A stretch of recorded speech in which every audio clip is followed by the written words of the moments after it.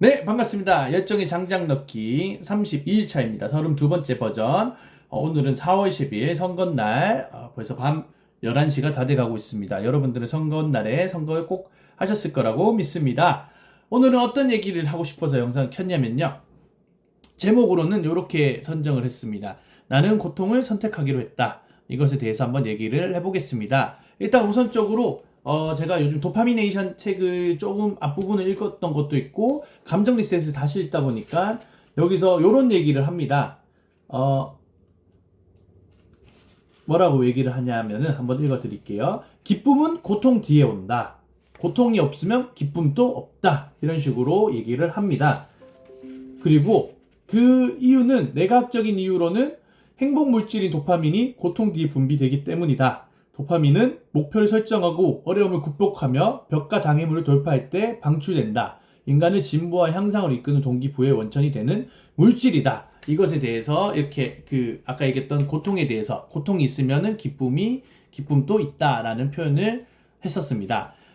그렇습니다. 제가 그 도파미네이션 책을 읽다 보니까 그 고통과 쾌락은 한 기관에서 나오는데 이게 저울처럼 이렇게 있다고 합니다. 그런데 우리가 일반적으로 도파민을 쉽게 얻습니다. 요즘은 쾌락적인 것들을 통해서 유튜브 쇼츠라든지 릴스라든지 과도한 음주라든지 아니면 진짜 안 좋은 거는 마약 같은 것도 있겠죠. 그런 것들을 쉽게 얻는데 이 쾌락이 이 두 가지가 저울처럼 있다고 합니다. 쾌락과 고통이. 그런데 쾌락을 이만큼 쫓다 보면은 그 배에 이 균형을 잡기 위해서 그 배에 고통이 이렇게 온다고 합니다. 그러니까 쾌락을 엄청 심하게 쫓는 쾌락적인 거, 아까 얘기했던 마약 같은 거를 만약에 하다 보면은 그 순간은 쾌락적이겠지만 그 배의 고통이 오기 때문에 계속 마약을 찾게 된다라고 도파미네이션 책에서 얘기를 합니다. 그러다가 문득 제가 들었던 생각은 그렇다면 내가 고통을 추구하고 힘든 상황을 즐기면은 그 반대의 쾌락도 좋은 도파민도 이렇게 오겠구나.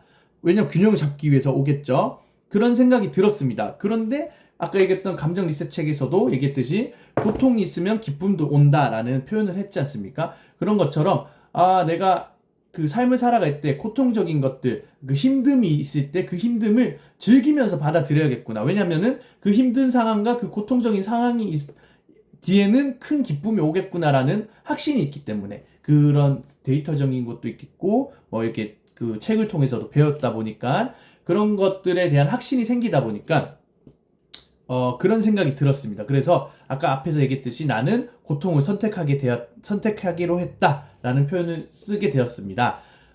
그러니까 삶을 살아갈 때 고통적이거나 힘든 상황이 어떤 게 있냐면 이 독서하는 것도 사실은 쉽지 않죠. 왜냐하면 꾸준히 읽는다는 게 오랫동안 하지 않다 보면은 이게 집중력이 떨어지게 되고 순간적인 쾌락을 얻는 유튜브나 쇼츠에 중독이 되어 있다 보면 이 책 읽는 게 정말 고통적이고 괴롭겠죠.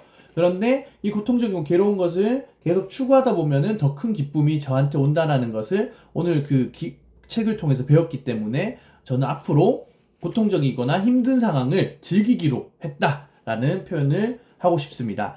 그래서 제가 예전에 주변 지인한테도 항상 이런 얘기를 했었습니다. 제가 어디서 들은 내용인데 영웅은 시련과 고난을 통해서 성장한다. 이런 표현을 유튜브 영상에서 들었습니다. 그게 정말 너무 와닿았고 결국 저도 제 삶의 영웅이 되고 싶고 제 삶의 주인공이 되고 싶다라는 생각이 있습니다.